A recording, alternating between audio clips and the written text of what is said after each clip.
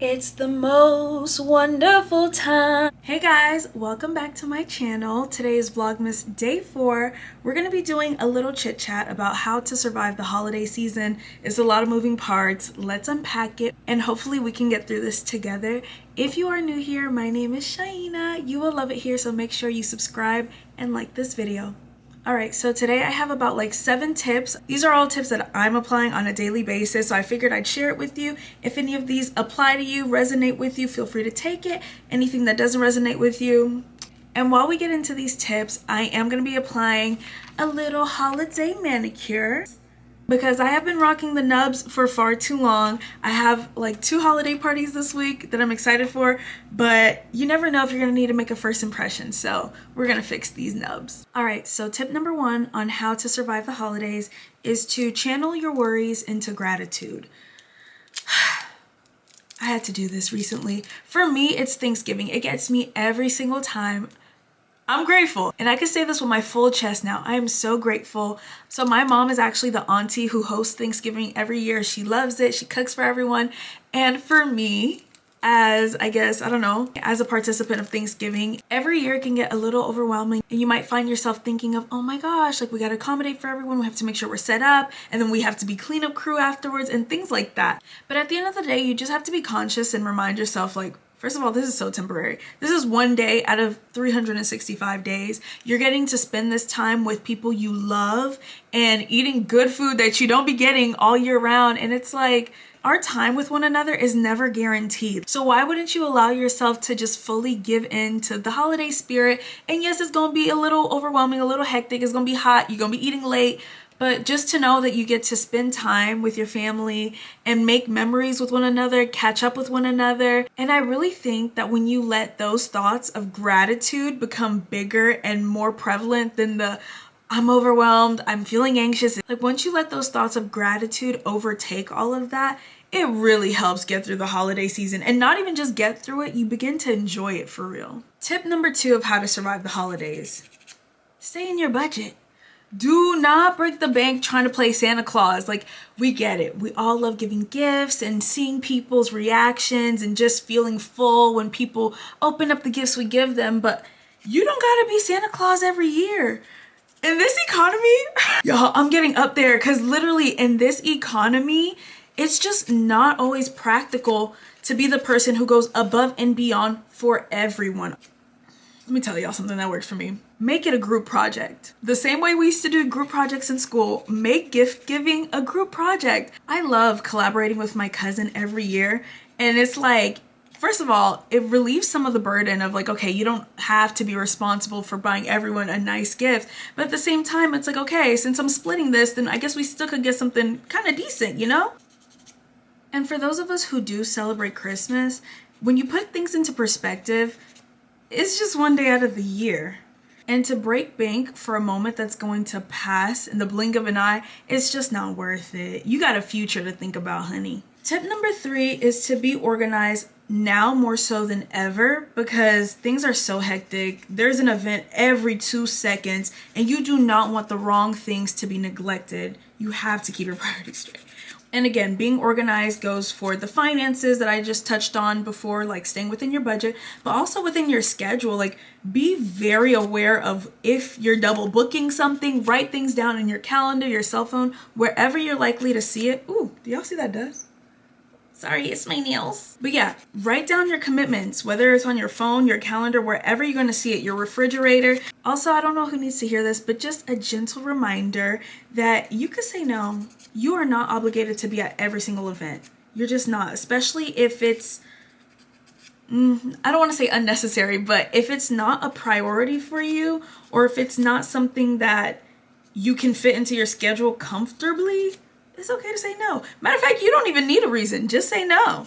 Another way in which you want to be super organized is by keeping your space as clean as possible.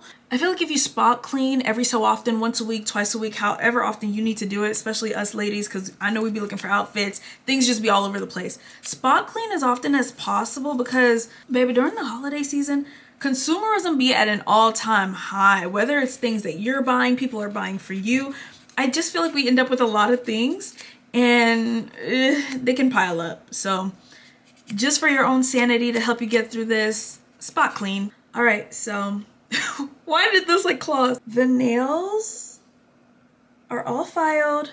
Time to start gluing. All right, tip number 4 is to manage your expectations. Like many things in life, it's not gonna be perfect, and that's okay. Accept things for what they are. If you don't got the best Christmas tree, your home is not all decked out, that is okay. If it's looking like a humble Christmas this year, if that's your Christmas, that's your Christmas. But it's up to you if you allow comparison or the need for more material things to determine the quality of your Christmas. It is what it is. You could have a happy holiday if you decide to. Alrighty. I don't know, I'm a little hesitant about this one, but I feel like it needs to be said, so I'm going to say it. Number 5, if you are going to give gifts this holiday season, please give good gifts.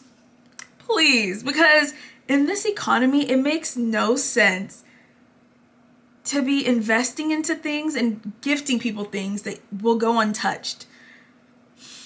I don't want to step on any toes or ruffle too many feathers, but I just feel like sometimes people can give gifts for the sake of giving gifts. The only exception to this is a sentimental gift. If it's sentimental, whatever, it could be a knick-knack, whatever the thing is, by all means, go ahead.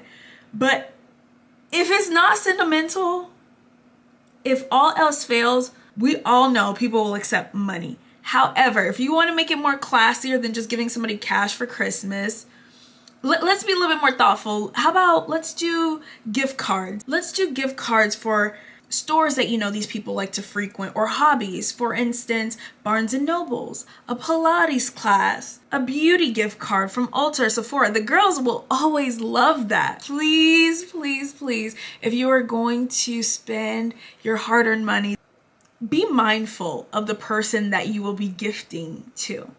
That's it. That's all I gotta say. But hey, that's just my opinion. I'm just very particular about receiving gifts and giving gifts that make sense to me and to the people who I'm gifting it to. But by all means, I know so many people who want to give people what they want to give people. And if you are one of those people, please feel free, explain in the comment section below. Explaining, I guess, what the thought process is. Friend, you might not like this one, but you gotta stay active. You just have to. Everyone deserves to be eating guilt-free during the holiday season. And I mean, you could eat guilt-free year-round, but we all know that the holiday season can be a little bit more indulgent than the rest of the years. So to maintain that level of nonchalantness about what you're eating and how much you're eating, we gotta stay active. We do. Because we do not want to make a bigger burden for ourselves, for our January 2025 selves, when we're talking about something, yeah, new year, new me, da-da-da.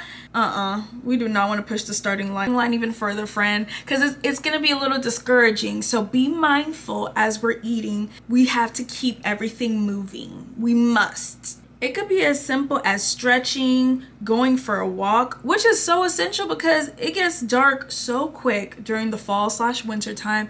So it's like the little sun that we do have, enjoy it. Get some vitamin D. It's whatever you prefer. The gym, a studio, hiking, outdoors, indoors, updoors. Just please stay active. That way you won't feel like you're wasting away your holiday season. You won't feel as lethargic just sitting at home in the bed.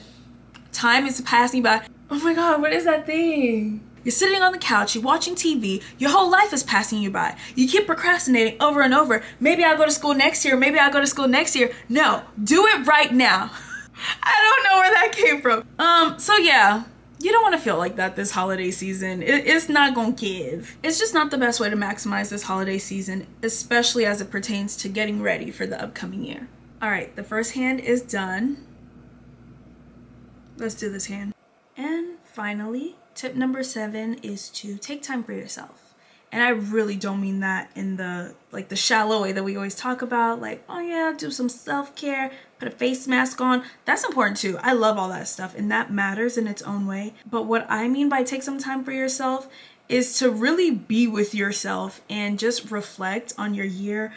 Think about how far you've come, all the things that you've accomplished, the places where you fell short, and just be honest and vulnerable with yourself enough to know, like, okay, this is where I am and this is what I still need. This is what I still want. And even more importantly, once you realize these things, or once you write them down and really think about them, really allow yourself to hope for the future. I feel like that is one of the hardest things to do. And let me encourage all of us this holiday season, like, it's okay for us to have hope for the future. We don't always have to be anxious and all these things. There are times in this life where hope is all you will have. Baby, I'm speaking from experience. Like, you might not have this, you might not have that, bank account low, all you have is hope. That's it. Allowing yourself to have hope really just, first of all, it aids in character building. And that leads to you ultimately being strong enough to see each day until you get exactly what you're hoping for. Period. Do not give up on hope this holiday season. It does get better. And if you're feeling lonely, just know that God is with you. And baby, He loves you. And even if you're feeling lonely, just know that you are not alone. Period. And I know that there are some people, or some of us, who we might be surrounded by people and we still feel lonely. And that in and of itself, a whole conversation for another day. But during this holiday season, you can start thinking about and hoping for the type of community that you ultimately want to be a part of. We could say next year, but honestly, ASAP. Think about the places you want to go, the people you want to meet, how you want to interact with them and approach them, and also how you want to receive others and be open to just new experiences, meeting others, learning about others, and really just delve into that so that way you can act accordingly as you're being guided to your people. Anyways, baby, those are the 7 tips that I have for you guys on how to survive the holiday season. If you guys have any other tips, definitely let me know down below. These are how the nails turned out. Actually, let me put some cuticle oil on. I should have pushed back the cuticles on this hand, but I forgot. This is the cuticle oil that I use. It's by Revlon Essential Cuticle Oil. I think it has like almond oil and things like that.